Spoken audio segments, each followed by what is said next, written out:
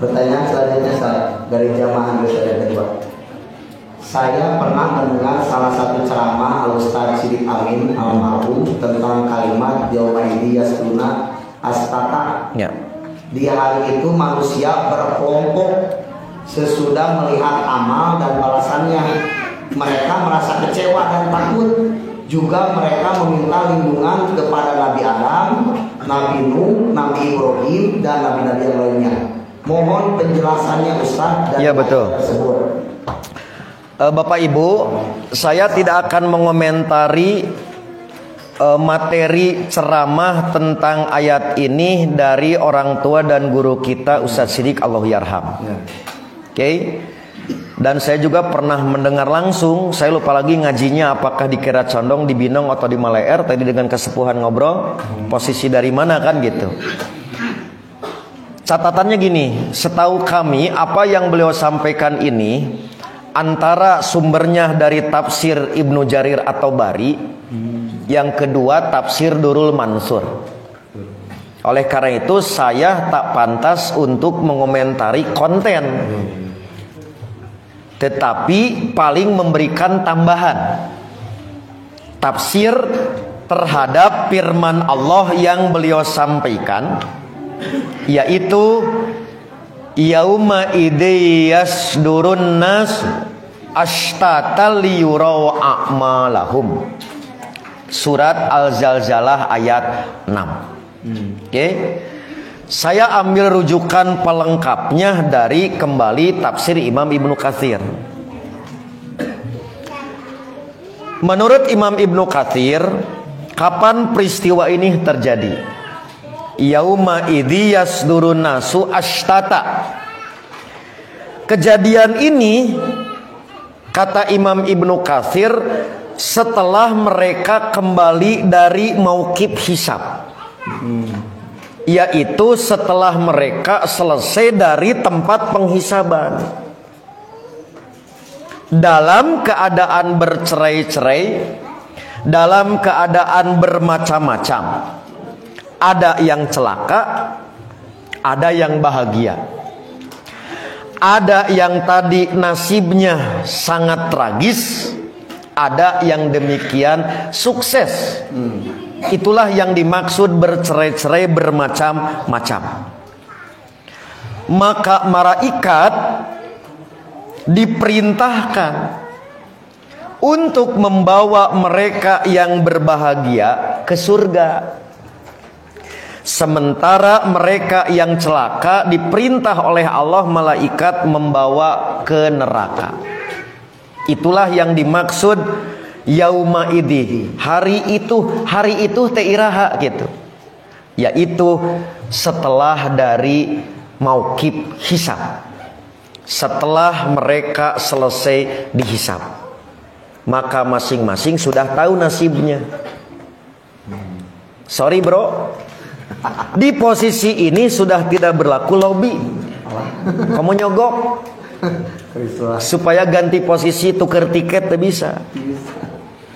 Nah, oleh karena itulah firman Allah menjadi dalil kata Imam Ibnu Katsir, yaitu liyurau a'malahum, yaitu mereka diadakan demikian supaya diperlihatkan kepada mereka balasan. Ari tadi mah yaumal hisab mah catatan yang diperlihatkannya. Tah ieu mah kejadian ini untuk apa diperlihatkan balasan atas pekerjaan mereka. Apa yang dulu kamu lakukan, catatan amalnya sudah ada di dunia. Apa balasannya? Yang baik akan dibalas baik, yang buruk akan dibalas dengan keburukan. Karena itulah di ayat selanjutnya, yaitu Al-Zalzalah ayat 7 dan 8, membicarakan timbang terima amal baik dan amal buruk. Intinya apa bu? Ayat ini 6, 7, 8 mengajarkan. 1. Jangan anggap remeh amal kebaikan meski sedikit. Saya ulangi Bapak Ibu, jangan ngarenghap, jangan berkedip. Intinya ayat 6, 7, 8 mengajarkan jangan anggap remeh amal kebaikan meski sedikit. Oke? Dan jangan anggap kecil. Pidosaeun. Pedah leutik. Itu inti. Ayat 6, 7 sampai 8 surat Al-Zalzalah. Pertama, Nabi memberikan gambaran tong dianggap enteng boga motor. Bisa pajarkeun motor moal ka surga jeung neraka. Maka Nabi memberikan contoh kuda sebagai tafsir jangan anggap remeh amal kebaikan meski sedikit. Nah, era tong sok loba era dina urusan kahadean. Nah, kapan gede mah puguh teu boga. Nya siga kieu pa contoh. Bapak bade sodakoh, oke? Hayang nama Soekarno Hatta warna beureum. Teu boga. Anu aya naon Patimura bawa bedog. Atawa monyet nu ngagalantung kan gitu. Era tak ulah kitu dina urusan kahadean. Maka Nabi menyebut ada 3 jenis kuda yang menyebabkan seseorang ahli surga, ahli neraka, atau teka ditu teka dieu. Pertama, kata Nabi, yaitu seseorang yang punya kuda, maka dengan kuda itu ia dapat pahala. Tong dianggap enteng, Pak. Tepira sendal, sendal teh dihisab. Ibu masih ingat kata-kata saya? Sekiranya ibu satu pasang sendal can ka surga tong wakah hayang ganti. Kela mun geus keteplok gitu tah Pak sendal. Itulah contoh tepira ku sendal seseorang jadi mulia ahli surga. Sebaliknya tepira sendal seseorang jadi hina ahli neraka. Jangan anggap remeh. Itulah maksud ayat yauma idin, waktu itu tah nu kitu teh karasa. Boleh jadi ke dunya malah si eta mah kajeun nyeun kahadean gitu. Seuri we wungkul. Emang bisana seuri. Padahal seuri teh ti kudrat eta. Kitu Bu. Nah, contoh lain kata Nabi, jangan sekali-kali kamu meremehkan sesuatu pun dari kebajikan, sekalipun dalam bentuk engkau menuangkan sebagian air timbamu kepada tetangga nu butuheun. Teu boga pisan materi atau kuseri. Nepi ka minimal orang bertemu dengan ibu hirup jadi optimis. Iya mah karege panggil jeung Ustad Hilman ti ka jonjol nyeri beuteung da mah. Eta beungeut pinarakaeun eta teh Pak gitu. Orang teh sedang punya beban, orang sedang berat, begitu pendak jeung urang serina urang wae nepi ka beres masalah. Minimal kitu.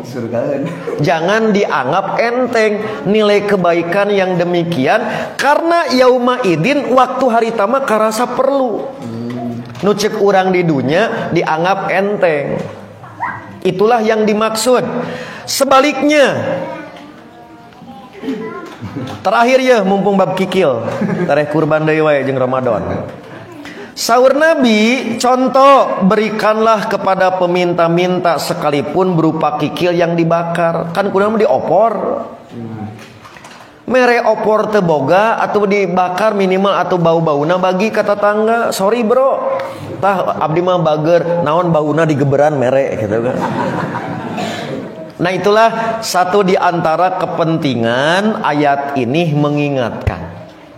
Ayeuna mah asa teu pira engke mah yauma idin mah perlu. Sebaliknya jangan anggap enteng dosa. Betapapun kecilnya dosa itu. Nabi mengatakan kepada Aisyah, wahai Aisyah, jauhilah dosa-dosa kecil yang dianggap remeh-temeh. Karena sesungguhnya kelak Allah akan menuntut sebab dosa-dosa yang dianggap remeh-temeh itu. Sebelum ayat ini turun, Mbak, maka sebagian kaum muslimin waktu itu nganggaplah kan baik. Nah, maling isuk tobat. Gitu. Lah tepira maling nangan 100.000. Tak asal nama gitu kaum muslimin teh sebelum ayat ini turun. Maka ditegur, diperbaiki, direpair, direkonstruksi cara pandang orang muslim waktu itu yang menganggap kecil, remeh-temeh, dusta, memandang wanita yang bukan muhrim, kemudian mengumpat dan lain sebagainya. Mereka menganggap lah da Allah mah paling ngancam, paling nyingsieuna, tepira dosa kitu piraku kudu jadi neraka kitu. Turunlah ayat ini, yaitu agar memacu semangat untuk mengerjakan kebaikan walaupun sedikit dan sekuat tenaga menghindar dosa sekalipun itu kecil. Itulah yang dimaksud oleh surat Al-Zalzalah 6, 7, 8. Demikian mudah-mudahan yang disampaikan memberikan tambahan catatan bagi ilmu yang telah diajarkan oleh orang tua dan guru kita, khususnya Kiai Haji Sidik Amin Allahu Yarham. Demikian Ustaz Hilman.